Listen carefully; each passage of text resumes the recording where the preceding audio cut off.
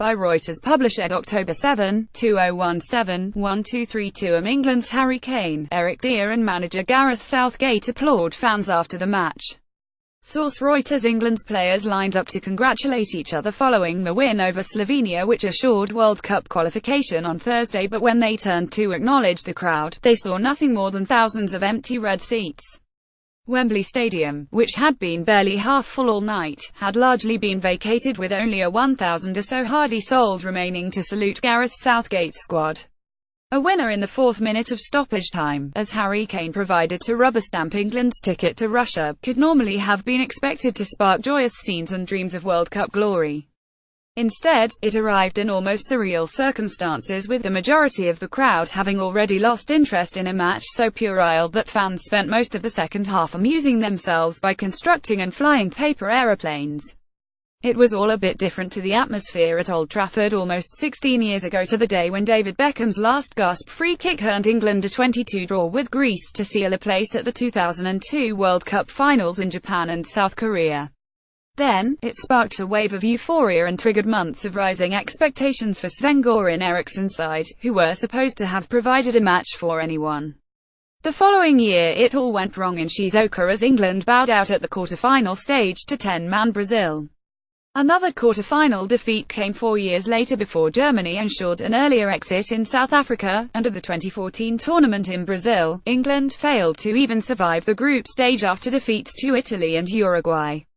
Last year's Euro 2016 exit by Iceland sucked any remaining hope out of even the most die-hard England optimists, so much so that Thursday's laboured 10 win over Slovenia was greeted with casual indifference and mockery. After watching England huff and puff against such modest opposition, many fans would have left wondering whether there is actually any point to booking hotels in Russia next year. Dose of realism. Manager Southgate insisted afterwards the only thing that mattered was England had qualified. In that sense he is right, but he could also have said it was blindingly obvious that the side were way off challenging the best teams in world football. Had he done so, few would have disagreed with that healthy dose of realism. England are a million miles away from winning the World Cup, former England defender Phil Neville, summarising for the BBC, said. The performance tonight proved that, if you can play against Slovenia at home, you can't play on the world stage. Former England winger Chris Waddle, a member of the side that reached the World Cup semi-finals in 1990, said the display against Slovenia was very, very poor. Despite the gloom, England do possess a world-class striker in Kane, who has now scored 11 goals in 22 appearances, pace and skill in Manchester United winger Marcus Rashford, and bags of potential in Dele Alli. However, a midfield chronically short of imagination and a back four that, despite conceding only 3 goals in 9 Group F games, will be vulnerable to more potent attacks, means England head to Russia as rank outsiders. There are lots of question marks, Waddle said. We want them to do well, but you have to be realistic.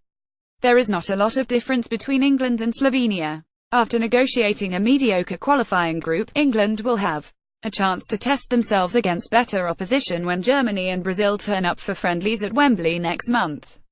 If any lowering of England's expectations were still required, those two heavyweight nations should provide it. For all the latest sports news, download Indian Express app / World Cup qualifiers.